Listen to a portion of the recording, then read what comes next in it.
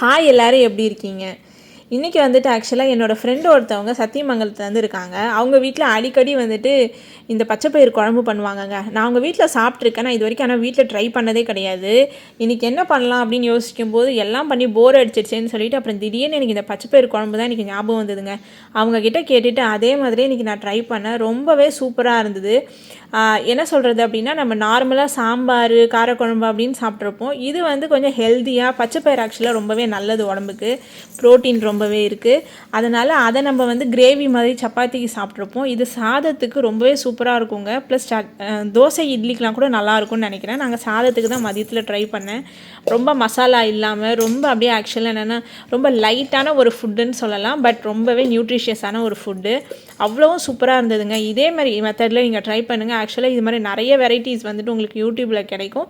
நான் இவங்க சொன்னதை அப்படியே ஃபாலோ பண்ணி அதே மாதிரியே செஞ்சுங்க. ப்ளஸ் நீங்கள் வந்து இதை வந்துட்டு மிக்சியிலையோ இல்லை ரொம்ப குக்கரில் குழைய வச்சு பண்ணாமல் சட்டியில் வந்து கொஞ்சம் முக்காப்பாக தான் வெந்ததுக்கப்புறம் சட்டியில் போட்டு மசிச்சு அதுக்கப்புறம் கொஞ்சம் ஒன்று பாதியமாக கடித்து சாப்பிட்ற மாதிரி இருந்ததுன்னா இன்னமும் சூப்பராக இருக்குங்க. நான் மண்சட்டியில் தான் வந்துட்டு அதை போட்டு கடைஞ்சி பண்ணேன்.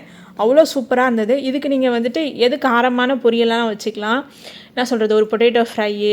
நான் வந்து இன்றைக்கி வந்து தாமரை தண்டு பொரியல் பண்ணியிருந்தேங்க. அது கூடயும் ரொம்ப சூப்பராக இருந்ததுங்க. ப்ளஸ் ஏதாவது ஒரு ஊறுகாய் கூட தொட்டு சாப்பிட்லாம்.